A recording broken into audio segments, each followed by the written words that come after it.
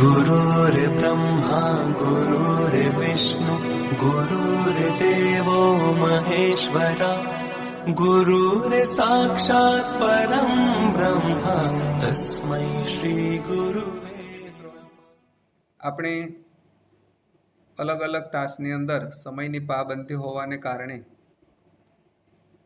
આપણે આગળના તાસની અંદર જે પાઠનું વાંચન કરતા ગયા અને સમજતા ગયા, હવે પછીના તાસમાં અહીંથી અધૂરું છે ત્યાંથી આપણે શરૂ કરશું. આપ સૌ ધ્યાન આપજો. મંગુ એને પહેરાવેલા નવા કપડાનો રંગ ધારી ધારીને જોઈ રહી હતી. ગેલમાં આવી ગઈ હોય એમ અમૃત કાકી સામે જોતા એ હસી પણ ખરી. એ સમૂહ અમૃત કાકીનું દિલ કપાઈ ગયું. ઢોર પણ એને ખીલેથી છોડી બીજે લઈ જવામાં આવે છે ત્યારે નવા ધણીને ઘેર જવા આનાકાની કરે છે. મંગુને એટલું ભાન નહોતું. એ પ્રત્યક્ષ અનુભવતા અમૃત કાકી ઉમરા ઉપર ફસડાઈ પડ્યા. હૈયું કકળી ઉઠ્યું. અબૂધ દીકરીનું દુનિયામાં કોઈ નહીં, સગી માં પણ એની ના થઈ. દીકરાએ મા તરફ નજર કર્યા સિવાય લથડિયું ખાઈ પગ ઉપાડતા કહ્યું, મોડું થાય છે, હવે નીકળવું જોઈએ. અને ફળિયા બહાર નીકળતા એણે ધોતિયાના છેડા વતી આંખો લૂછી નાખી. પડોશી સ્ત્રીએ મંગુનો હાથ ઝાલી આગળ દોરી. બીજી સ્ત્રીઓએ અમૃત કાકીને ટેકો આપ્યો. છેવટે કડવો ઘૂંટડો હૈયામાં સમાવી ઢીસણ ઉપર હાથ ટેકવી એ ઊભા થયા. બે જણે ઝાલીને ચડાવ્યા ત્યારે એમનાથી ડમણિયામાં ચડાયું. મંગુ ગાંડી છે એમ જાણતા ગાડીમાં મુસાફરોને મજાનો ખોરાક મળી ગયો. આવી ખાધે પીધે સુખી છોડીને દવાખાનામાં મૂકશો એટલે મહિના દાડામાં લાકડા જેવી થઈ જશે. ત્યાં તો ઢોરને પેઠે ટંકે તેમ જેમનું તેમનું નીર્યું એટલે બસ. આ છોડીની માં નથી? અમૃત કાકીને આઘા અસહ્ય થઈ પડ્યો. આંખમાં આંસુ આવી ગયા.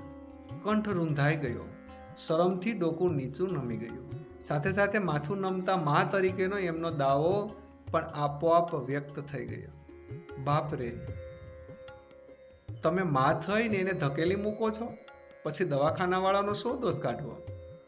અમૃત કાકી જો એકલા હોત કે દીકરાને માઠું લાગવાની બીક ન હોત તો વળતી ગાડીમાં મંગુને લઈ એ ઘેર પાછા ફર્યા હોત. પરંતુ બીજો ઉપાય નહોતો એટલે ભારે પગલે અને ભારે હૈયે એ દવાખાનામાં દાખલ થયા. અહીં મંગુને દવાખાને મૂકવા જાય છે એ પહેલા અમૃત કાકી સામે, એમના હૃદય સામે ઘણું બધું સંકટ આવી જાય છે. જ્યારે મંગુને નવા કપડાં પહેરવામાં આવે છે ત્યારે એ અમૃત કાકી સામે ધારી ધારીને જોઈ છે, હસે પણ છે. અમૃત કાકીનું દિલ કંપાઈ જાય છે કે એક ખીલેથી ઢોરને છોડી બીજે ખીલો બદલાવવામાં આવે, નવા ધણીને સોંપવામાં આવે તો જો ઢોર પણ આનાકાની કરતું હોય તો મંગુને એટલું ભાન નથી. એ અમૃત કાકી પ્રત્યક્ષ અનુભવે છે. એ ઉંબરા ઉપર જ ઢસડાઈ જાય છે. એનું હૈયું કકળી ઉઠે છે. આ બધું દીકરીનું દુનિયામાં કોઈ નહીં, સગી માં પણ નહીં એની થઈ, આવું વિચારે છે.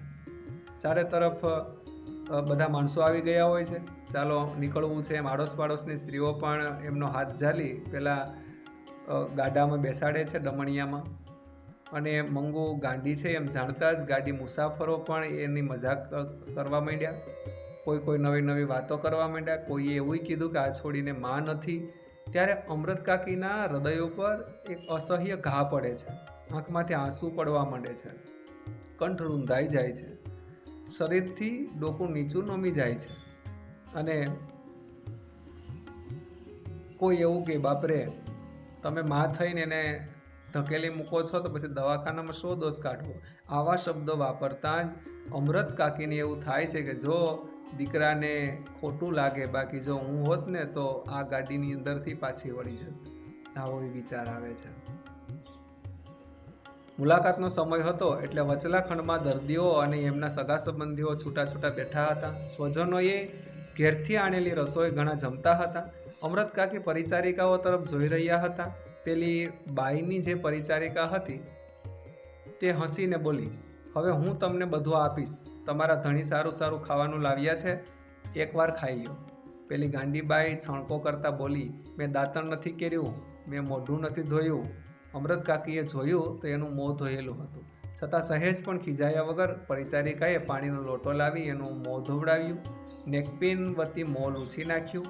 અમૃત કાકીના હૈયાને ટાઢક વળી કે કામ કરનાર લોકો છે તો માયાળું. ડાક્ટર અને સ્ત્રી વોર્ડની મેટ્રન આવી પહોંચ્યા. અમૃત કાકીના દીકરાએ મેજિસ્ટ્રેટનો હુકમ આપ્યો. માને સંતોષ થાય તે માટે એ સાંભળે તેમ સારી સારવાર કરવા જણાવ્યું. મેટ્રને કહ્યું, એ બાબતમાં તમારે ચિંતા ન કરવી. વચ્ચે અમૃત કાકી બોલ્યા, બન ચિંતા એટલા માટે કરવાની કે આ સાવ ગાંડી છે. કોઈ પાસે બેસી એને ખવડાવે નહીં તો એ ખાતી નથી. આટલું બોલતા એમનો કંઠ ભરાઈ આવ્યો અને વાક્ય અધૂરું રહી ગયું. દૂર ઊભેલી પરિચારિકાઓ નજીક દોડી આવી. એક બોલી ઉઠી, તમે બા કોઈ જાતની ફિકર કરશો નહીં, અમે એને મોંમાં કોળીઓ ઘાલીને ખવડાવશું. ગળગળા સાદે અમૃત કાકી બોલ્યા, એ જ બોન મારે કહેવું છે. એને ઝાડો પેશાબનું ભાન નથી એટલે રાતે કપડાં બગાડે તો જોજો, નહીં તો ભીનામાં સૂઈ રહેશે તો વાયુ થઈ જશે. બીજી પરિચારિકા બોલી, રાતમાં 4-5 વખત તપાસ કરવામાં આવે છે. અમૃત કાકીએ કીધું, રાતે બત્તી હોય તો એને ઊંઘ નથી આવતી. જો અહીં દવાખાનાની અંદર ગયા પછી પેલી પરિચારિકાઓ સાથે અમૃત કાકી મળે છે, ઘણી બધી ભલામણો કરે છે. સામે પેલી નર્સ છે તે એમને એના જવાબની સાક્ષી પણ પૂરે છે અને તેમને આશ્વાસન પણ આપે છે. જેને ઊંઘ ન આવે તેને ઊંઘની દવા આપીએ છીએ. એને બીજા તોફાની મારે નહીં તે જોજો, અમૃત કાકી ભલામણ કરે છે. તોફાની હોય તેને જુદા રાખવામાં આવે છે. રાતે બધાને જુદી જુદી ઓરડીઓમાં સુવાડવામાં આવે છે. મળવા આવેલા મુલાકાતીઓને વિદાય લેતા ત્યારે દર્દીને અંદરના ખંડમાં લઈ જવા પૂરતું બારણું થોડું ખુલતું. એ તક ઝડપેલે અમૃત કાકીની નજર 2-3 વખત અંદર ડોકાઈ રહી હતી. 3-4 સ્ત્રીઓને ફગફગતા વાળે અસ્તવ્યસ્ત કપડામાં એમણે અંદર ફરતી જોઈ. એકે એમના ભણી નજર કરી, છાતી કૂટી અને એવો ડોળો ત્રાસો કર્યો કે એ છળી મેર્યા. એ ઉપરથી એમને અંદરનું રહેઠાણ જોવાનું દિલ થયું. માગણી કરી, મંગુને જે ઓરડીમાં રાખવાની હોય તે મને જોવા દ્યો. મેટ્રને કહ્યું, અંદર કોઈને જોવા જવા દેવાનો કાયદો નથી. ચકળ વકળ આંખે આ નવી દુનિયા જોઈ રહેલી મંગુ અમૃત કાકીની સોડમાં લપાઈ. માથે હાથ મૂકી અમૃત કાકી રોજનો વહાલ સોયો બેટા શબ્દ ઉચ્ચારવા ગયા ત્યાં એમનો સાદ ફાટી ગયો. મરણ પોક જેવી લાંબી પોક મુકાઈ ગઈ. આખું દવાખાનું એ આક્રંદમાં ડૂબી ગયું. દીકરાની આંખમાંથી ચોધાર આંસુ વહી ચાલ્યા. આવા રુદનથી ટેવાઈ ગયેલા ડાક્ટર, મેટ્રન અને પરિચારિકાઓના હૈયા પણ ભરાઈ આવ્યા. દિવાલો પણ ધ્રુજી ઉઠી કે આટલું લાગણીભર્યું કોઈ ગાંડુનું સ્વજન આજ સુધી આવ્યું અમે જાણ્યું નથી. એક પરિચારિકા હાથમાંનો રૂમાલ ફરકાવી મંગુનું પોતાના તરફ ધ્યાન ખેંચી બોલી, લે જોઈએ છે તારે? એ રૂમાલ પકડવા માની સોડ ત્યજી મંગુ એકદમ ઊભી થઈ. થોડો રૂમાલ પકડવા દીધા પછી એનો હાથ પંપાળી પરિચારિકા મીઠાશભર્યા શબ્દો બોલી, તું મારી પાસે રહીશ ને બહેન? હું તને સારું સારું ખાવાનું આપીશ, નવા નવા કપડાં પહેરાવીશ. મંગુ એના મોં સામે તાકી રહી હતી એટલે એક ક્ષણનો ઉપયોગ કરી લેતા ચાલ આપું કહી એનો હાથ પકડી આગળ કરી પેલું બારણું અધખુલ્લું થઈ મંગુને ગળી ગઈ. અહીંયા દવાખાનાની અંદર અમૃત કાકી ઘણી બધી ભલામણો કરે છે અને તે કહે છે કે તમે કોઈ પણ જાતની ચિંતા નહીં કરતા. અમૃત કાકી અંદર જવા માટે પણ કહે છે પણ તેને મનાઈ કરે છે કે ના, અહીં અંદર જવા માટેનો કાયદો નથી. એટલે અમૃત કાકીને જવા દેતા નથી. અંતે પેલા મંગુ છે તે અમૃત કાકીના ખોળામાં લપાઈ જાય છે અને ત્યારે અમૃત કાકીથી બેટા શબ્દ ઉચ્ચારવા જાય એ પેલા સાદ ફાટી જાય છે. મરણ પોક જેવી લાંબી પોક મૂકે છે. આખું દવાખાનું આક્રંદમાં ડૂબી જાય છે. દરેક લોકો તે જોઈ છે અને આવી રીતે કરુણ દ્રશ્ય ઉત્પન્ન થાય છે. પેલી એક નર્સ આવે તેમને રૂમાલ પકડવા એને સોડ એની તરફ લાંબી કરે છે. મંગુ આ રૂમાલ પકડવા જાય છે. ધીમે ધીમે પંપાળી એનો હાથ પકડી પેલી પરિચારિકા મીઠાશ ભર્યા શબ્દો લઈ અને તેમને અંદર લઈ જાય છે. અને થોડી વારની અંદર પેલું બારણું અધખુલ્લું હતું તે બંધ થઈ જાય છે. ત્યારબાદ મંગુની કાળજું કંપી જાય તેવી સીચ અમૃત કાકીએ કરી ફરી નાખી. ડાક્ટરે આશ્વાસન આપતા કહ્યું, ઘરડા બા, અને બાજુમાં ઉભેલા દીકરા તરફ આંગળી કરતા જણાવ્યું, આ તમારા દીકરા જેવો મને પણ દીકરો ગણજો. દીકરીને દવાખાનામાં નહીં પણ દીકરાને ઘરે મૂકી જાઓ છો એમ માનજો. આધેડ ઉંમરની બાળવયમાં વિધવા થતા આ ક્ષેત્રમાં પડેલી મેટ્રને આશ્વાસન આપતા કહ્યું, આજ સુધી તમે એના એક બા હતા, આજથી હું એની નવી બા થઈ છું. અમૃત કાકીથી ડૂસકું ભરાતા બોલ્યા, એના મૂંગા ઢોર જેટલું એ ભાન નથી. મેં એને આજ સુધી મારાથી અળગી કરી નથી. કુસુમને તમારા દવાખાનામાં મટ્યું એટલે મેં કાળજું કઠણ કરી અને એમનો કંઠ રૂંધાઈ ગયો. નેત્રન બોલ્યા, એ કુસુમ જેવી આ પણ થોડા વખતમાં ડાઈ થઈ જશે. અમૃત કાકીનું ડૂસકું શમ્યું, છતાં એમની નજર પેલા બંધ બારણાને વીંધી મંગુ ઉપર મંડાયેલી હતી. મંગુએ જાણે એમને યાદ દેવડાયું હોય તેમ એ બોલ્યા, એ લુખો રોટલો ખાતી નથી. સાંજે વાળુમાં રોટલો દૂધમાં ચોળીને આપજો, દૂધ ના હોય તો દાળમાં. અમૃત કાકીની કરુણ આંખ ભણી નજર માંડવાની મેટ્રની શક્તિ લુપ્ત થઈ હોય તેમ એણે નીચે દ્રષ્ટિ રાખીને કહ્યું, સારું. અમૃત કાકી એ કીધું, એને દહીં બહુ ભાવે છે, દરરોજ તો ના બને પણ બીજે ત્રીજે દાડે આપજો. એવું વધારાનું જે ખર્ચ થશે તે અમે આપીશું. જે એની ચાકરી કરતું હશે એને પણ રાજી કરીશું. અમૃત કાકી અને દીકરો મંગુને મૂકી દવાખાનાની બહાર નીકળ્યા ત્યારે બંનેના મોં ઉપર શોકના વાદળ છવાયેલા હતા. મૂંગા બંને બહાર ઊભેલી ઘોડાગાડીમાં બેસી વિદાય થયા. અહીં મંગુને અંદર લઈ જાય ત્યારે માતાના હૃદયથી પોતે છૂટતી નથી, પોતે આક્રંદ કરે છે. ત્યારબાદ ડૉક્ટર તેમને આશ્વાસન આપે છે કે હું તમારા દીકરો જ છું, દીકરાની ત્યાં જ તમે દીકરીને મૂકીને જાવશો એવું વિચારજો. એને આશ્વાસન આપે છે. અને અમૃત કાકી છે એ એવું વિચારે છે, એના ડૂસકું ભરાઈ જાય છે. એ કહે છે કે એને મૂંગા ઢોર જેટલું ભાન નથી, તમે એને હાચવજો. એમને ખાવા માટેની ભલામણો કરે છે કે એ લુખો રોટલો ખાતી નથી, સાંજે વાળુની અંદર એને દૂધમાં રોટલો ચોળીને આપજો. અને એને દહીં વધારે ભાવે છે એટલે બીજે ત્રીજે દિવસે એને દહીં પણ આપજો. આ બધી ભલામણો કરે છે. પણ એમની નજર પેલા બારણાની તરફ છે.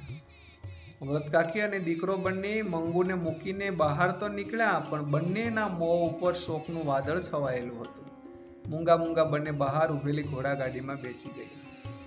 ગાડીના ડબ્બામાં પણ પગ મૂકતા અમૃત કાકીને સાંભળી આવ્યું, દવાખાનામાં સુવા ખાટલો આપતા હશે કે નહીં. મંગુ નીચે સૂઈ રહેલી નથી એટલે જો ખાટલો નહીં હોય તો એને નહીં ફાવે. મનમાં થયું કે જો પોતાને અંદર જોવા જવા દીધી હોત તો આ ભાળવણી કરવાની રહી ન જાત. ઓરડામાં ખાટલો ન જુવત એટલે તરત સાંભળી આવત. દવાખાનામાં કામ કરનાર માયાળું છે, ભલા છે એવી ખાતરી અમૃત કાકીને થઈ હતી. પરંતુ એમને અંદર જવા દીધા નહોતા એટલે એમને વસવસો રહી ગયો હતો કે આપણને નહીં ગમે તેવું હશે ત્યારે જ અંદર જવા નહીં દેવાનો કાયદો કર્યો હશે ને. એનો ટેકો આપતું હતું પેલું અધખુલ્લું બારણું. ભૂતની માફક ભમતી ગંદી, જથરવથર અને ભૂખે મરી ગઈ હોય એવી બિહામણી ગાંડી સ્ત્રીઓ. એ સાથે અમૃત કાકીને મંગુ પોતાને ન જોવાથી રડતી હોય તેવો સાથ સંભળાયો. એમની આંખોમાંથી આંસુ ચાલ્યા. બાજુમાં બેઠેલી સ્ત્રીએ પૂછપરછ કરી, કેમ બા રડો છો? કોઈનું મેણું થયું છે? રાત્રે 11:15 વાગે ઘરે આવ્યા ત્યારે એમની વાટ જોતી પડોશણ જે એમની પિતરાઈ થતી હતી તે જાગતી હતી. એમને માટે એણે રસોઈ કરી રાખી હતી પરંતુ બંને જણે વાળું કરવાની ના પાડી. સ્વજનના મરણનો ઘા તાજો હોય ત્યારે જેમ આગ્રહ કરનારની જીભ ન ઉપડે તેમ પાડોશણ ખેંચતાણ ન કરી શકી. અમૃત કાકીના અંતરમાં એક જ તંબુરો વાગી રહ્યો હતો, મંગુ અત્યારે શું કરતી હશે? પળે પળે એ જ વિચાર એમના હૈયાને વીંધી રહ્યો હતો. કેટલીક ઠંડી છે એને ઓઢાડ્યું હશે કે પેશાબ કરી પલાળ્યું હશે તો એની ઘાઘરી અને પાથરણું બદલ્યા હશે. જો મંગુ એમનો બોલ સાંભળતી હોય એમ એ બબડ્યા, બેટા પેશાબ ન કરતી, ઓઢાડેલું કાઢી ન નાખતી. આ શબ્દ સૂતી વખતે એ કાયમ ઉચ્ચારતા, છતાં મંગુ એનો અમલ કરતી નહીં. રાતે એણે પેશાબ કર્યો હોય તો એની ઘાઘરી અને પથારી એ બદલી નાખતા. મંગુ મોટી થઈ છતાં પોતાની ભેગી એને સુવડાવતા, જેથી એ પેશાબ કરે તો પોતાના તરત ખબર પડે, જાગી જાય અને એને ભીનામાં સૂઈ રહેવું પડે. અહીં અમૃત કાકી દવાખાનેથી મૂકી ઘરે આવે છે. મનમાં ઘણા વિચારો થાય છે કે મને અંદર જવા દીધી હોત તો ત્યાં ખાટલો છે કે નહીં એ પણ હું જોઈ લેત. મંગુને ખાટલા વગર નીંદર નથી આવતી અને વિચારે છે કે દવાખાનામાં બધા માયાળુ પણ છે એવી ખાતરી થાય છે. રાત્રે 11, પોણા 11 વાગે ઘરે પહોંચે છે. એમના પાડોશની અંદર પિતરાઈ કોઈ હતી, એમણે એમના માટે વાળુઈ રસોઈ કરી તૈયાર રાખેલી હતી, પણ બંને મા દીકરાએ ના પાડી અને જાણે સ્વજનના મરણનો ઘા તાજો હોય એમ આગ્રહ કરનારની જીભ પણ ન ઉપડી એટલે ખૂબ ખેંચતાણ પણ ન કરી. પણ અમૃત કાકીના અંતરમાં એક તંબુરાનું રણઝણ વાગતા જ રહ્યો. મંગુ અત્યારે શું કરતી હશે એ પળે પળે એમના વિચારે કરવા લાગે છે. એને કોઈએ ઓઢાડ્યું હશે કે નહીં, પેશાબ કરી પહેલાડ્યું હશે તો કોઈએ કપડાં બદલાવ્યા હશે કે નહીં, અને જાણે મંગુ એમનો બોલ સાંભળતી હોય એમ બબડાટ કરતા, બેટા પેશાબ ન કરતી, ઓઢાડેલું કાઢી ન નાખતી. આવી રીતે એ મંગુને સુવડાવતી વખતની એમને ટેવ પડેલી હતી. અમૃત કાકીને પોતાને પણ એના વગર પથારી સૂની સૂની લાગતી. મનમાં થયું, મારા ભેગી સુવા ટેવાઈ ગયેલી એને ઊંઘ આવી હશે. એ સાથે એની આંખો બાવરી બની પોતાને શોધતી હોય તેમ એમને દેખાયું. એમણે ઈસ ઉપર કપાળ ફીટ્યું. હું માં થઈ એને દવાખાને હડસેલીને આવતી રહી. એમનાથી ડૂસકું ભરાઈ ગયું. બહારના ખંડમાં સૂતેલા દીકરાને પણ ઊંઘ આવી નહોતી. માં કરતાં એને સોમા ભાગની મંગુ સાથે માયા નહોતી, છતાં એની છાતી ઉપર પણ એમ વેદનાનો કાળમીંડ પથ્થર મુકાઈ ગયો હતો. માના ડૂસકા સાથે એની આંખમાંથી પણ આંસુ વહેવા લાગ્યા. પોતાને આટલી વેદના થાય છે તો માને શું થતું હશે? વેદના માના હૈયાનું માંસ કેવી ક્રૂર રીતે છૂથી રહી હતી તેનો સાક્ષાત્કાર જીવનમાં પહેલી વખત દીકરાને થયો. એનું હૈયું પોકારી ઉઠ્યું, માનું આ દુઃખ કોઈ ઉપાયે ટાળવું જોઈએ. દીકરો થઈને આટલું ન કરી શકું તો મારું જીવતર ધૂળ છે. એ સાથે એના અંતરે પ્રતિજ્ઞા કરી, હું મંગુને જીવતા સુધી સારી રીતે પાળીશ. વહુ એના મળમૂત્ર ધોવા તૈયાર નહીં હોય તો હું ધોઈશ. એ સાથે વેદનાનો કાળમીંડ પથ્થર એની છાતી ઉપરથી ખસી ગયો. અમૃત કાકીએ બીજું ડૂસકું ભર્યું હોત તો દીકરાએ તે ઘડીએ જ એમને પોતાની પ્રતિજ્ઞા જણાવી શાંત પાડ્યા હોત, પરંતુ એ જંપી ગયેલા લાગ્યા. એટલે હવે સવારે વાત એમ માની દીકરાએ ઊંઘવા આંખ મીચી અને થોડી વારમાં એની આંખ મળી ગઈ. વહેલી પરોઢે ઘંટીનો અને વલોણાનો મધુરો અવાજ ગામમાં ગુંજી રહ્યો હતો. ત્યારે ગામ આખાને વિંધી નાખે એવી સીઝાસી અમૃત કાકીએ કરી મૂકી.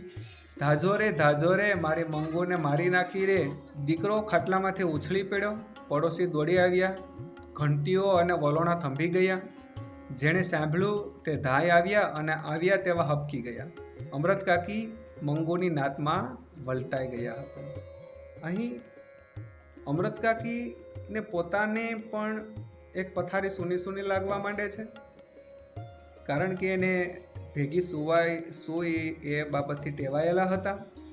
એટલે પોતે પોતાનું કપાળ ફીટ્યું. હું માં થઈ એને દવાખાને હડસેલીને આવતી રહી. એમનાથી ડૂસકું ભરાઈ ગયું. બાજુના ખંડની અંદર તેમનો દીકરો સૂતો હતો અને માં કરતાં એને સોમા ભાગની મંગુ સાથે માયા નહોતી, છતાં એને છાતી ઉપર પણ વેદનાનો કાળમીંડ પથ્થર હતો. માના ડૂસકા સાથે એની આંખમાંથી પણ આંસુ વહેવા લાગ્યા. પોતાને આટલી વેદના થાય છે તો માને શું થતું હશે એવો વિચાર છે. વેદના માના હૈયાનું માંસ કેવી ક્રૂર રીતે સૂથી રહી હતી. આ વેદના કેવી હતી એનો સાક્ષાત્કાર જીવનમાં એને પહેલી વખત થયો હતો દીકરાને. એનું હૈયું પોકારી ઉઠ્યું.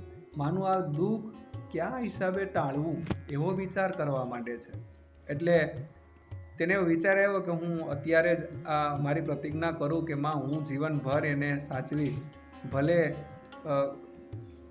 ઘરવાળીઓ ન સાચવે પણ હું સાચવીશ એવી પ્રતિજ્ઞા કરી ત્યારે એને થયું કે ચાલો હું બાને કહું છું, પણ જાણે એને એવું લાગ્યું કે અમૃત કાકી સૂઈ ગયા હશે, એટલે તે રાતે કહેવા જતો નથી, સૂઈ જાય છે. થાય છે શું? વહેલી પરોઢે ઘંટીના વલોણાનો મધુર અવાજ ગામમાં ગૂંજી રહ્યો, ત્યારે ગામ આખાને વીંધી નાખે એવી શીશાશીશ અમૃત કાકીએ કરી મૂકી. દોડજો દોડજો, મારી મંગુને મારી નાખી. દીકરો ખાટલામાંથી ઉછળી પડ્યો. પડોશીઓ દોડી આવ્યા. દરેક અવાજ થંભી ગયો. જેણે સાંભળ્યું એ દોડીને આવ્યા. બધાય હબકી ગયા. અમૃત કાકી મંગુની નાતમાં પલટાઈ ગયા હતા. આજે અમૃત કાકીનો મગજ પણ મંગુ જેવો થઈ ગયો હતો. આવી ક્રૂર બાબત, માતાના હૃદયની વેદના અહીં લેખકે રજૂ કરી છે. ચાલો મિત્રો, તો સાથે એમના સમાનાર્થી શબ્દો પણ જોઈ લઈએ. શિલાજીત એક ઔષધિ, અભિષેક એટલે મસ્તક પર થતી જલધારા, પારિચારિકા એટલે સેવિકા, પાંજરાપોળ એટલે અશક્ત કે ઘરડા ઢોરને રાખવાનું ધર્માદા સ્થાન એટલે પાંજરાપોળ, ચાકરી એટલે સેવા, ઉપચાર એટલે સારવાર, વસવસો એટલે અફસોસ, ભાળવણી એટલે ભલામણ, ભાળ રાખવા સોંપણી કરવી, ક્રૂર એટલે ઘાતકી, જથરવથર એટલે અવ્યવસ્થિત. વિરુદ્ધાર્થી શબ્દો જોઈ લઈએ. પ્રત્યક્ષનો વિરુદ્ધાર્થી પરોક્ષ થાય. વખાણનો વિરુદ્ધાર્થી નિંદા. મૂંગુનો વિરુદ્ધાર્થી વાચાળ. ભીનુનો વિરુદ્ધાર્થી સૂકું. વ્યક્તનો વિરુદ્ધાર્થી અવ્યક્ત. વિધવાનો વિરુદ્ધાર્થી સદ્વા. તળપદા શબ્દો. અરથ એટલે અર્થ, મતલબ. બોન એટલે બહેન. ભણી એટલે તરફ. મેણું એટલે મરણ. ધાય આવ્યા એટલે દોડી આવ્યા. રૂઢિપ્રયોગો છે. હરખ ફદુડા થઈ જવું એટલે આનંદથી ગાંડા ઘેલા થઈ જવું. સમસમી જવું એટલે ઘૂઘવાઈ જવું. હૈયું ભરાય આવવું એટલે દુઃખ કે લાગણીથી રડું રડું થઈ જવું. વહારે ધાવવું એટલે સહાય કરવા આગળ વધવું. ગોઠી જવું એટલે ફાવટ આવવી. હૈયું કકળી ઉઠવું, હૃદયમાં દુઃખ થવું. હૈયે ટાઢક વળવી એટલે શાંતિ થવી, રાહત થવી. પનારે પડવું એટલે માથે પડવું, ફરજિયાતપણે સંબંધમાં રાખવું પડે તેવી અવસ્થા. છાતીએથી અળગો કરવો એટલે દુઃખ સાથે સ્વજનને પોતાનાથી દૂર કરવો. ચાલો મિત્રો, સ્વાધ્યાય પણ જોઈ લેજો. વિકલ્પો પહેલા પ્રશ્નો છે, તમારી રીતે એના જવાબો શોધી અને લખવાના રહેશે. પ્રશ્ન સાચો વિકલ્પ પસંદ કરી ખરાની નિશાની કરો. અમૃત કાકી લોકોને દવાખાના અંગે શાની ઉપમા આપતા? ઓપ્શનમાંથી પસંદ કરીને જવાબ આપજો. બાપરે તમે માં થઈને એને ધકેલી મૂકો છો, પછી દવાખાના વાળાનો શું દોષ કાઢવો? આ વાક્ય કોણ બોલે છે એ પણ તમે શોધી કાઢજો. અમૃત કાકી મંગુની નાતમાં વટલાઈ ગયા હતા એટલે તે પણ તમારી રીતે અર્થ શોધીને લખજો. વહુઓ મંગુની ચાકરી નહીં કરે એની અમૃત કાકીને ખબર પડી ગઈ હતી, કારણ કે તેમાંથી જવાબ શોધીને લખજો. ટૂંકમાં ઉત્તર લખો. દવાખાનામાં મંગુને જે ઓરડામાં રાખવાની હોય તે ઓરડો અમૃત કાકી શા માટે જોવા માંગતા હતા? બીજું, અમૃત કાકીએ દવાખાનામાં મંગુ માટે કરેલી ભલામણો નોંધો. ત્રીજો પ્રશ્ન, નીચેના પ્રશ્નોના 7-8 લીટીમાં જવાબ આપો. અમૃત કાકીનું સમગ્ર માતૃત્વ મંગુ ઉપર અભિષેક કરતું હતું. આ વાક્ય સમજાવો. દવાખાનાનું વર્ણન પાઠના આધારે કરો. ત્રીજું, મંગુને દવાખાને મૂકવા જતા પહેલાની અમૃત કાકીની મનસ્થિતિનું વર્ણન કરો. ચાલો, અંતે વિદ્યાર્થીની પ્રવૃત્તિ છે. 5-7ના જૂથમાં વહેંચાઈ આ નવલિકાને સંવાદ રૂપે અભિવ્યક્ત કરો. આ નાટક તમારી શાળાના સાંસ્કૃતિક કાર્યક્રમમાં રજૂ કરો. પછી તમને તમારી બા શા માટે ગમે છે એના 7-8 કારણો લખો નોટમાં. તમારી આસપાસ કે પરિચિત હોય તેવા વિકલાંગ બાળકોનો ઉછેર તેમના માતા પિતા કેવી રીતે કરે છે તે વિશે નોંધ કરો. વિદ્યાર્થી મિત્રો, અહીંયા આપણે આ પાઠનું વાંચન કર્યું અને એના શબ્દો, સમાનાર્થી શબ્દો પણ જોઈ લીધા. એમનું સ્વાધ્યાય જોયું અને આ સ્વાધ્યાય આપ સૌ આપની નોટબુકમાં ઉતારી લેજો. ઓકે. गुरुर्ब्रह्मा गुरुर्विष्णु गुरुर्देवो महेश्वरा गुरुर्साक्षात्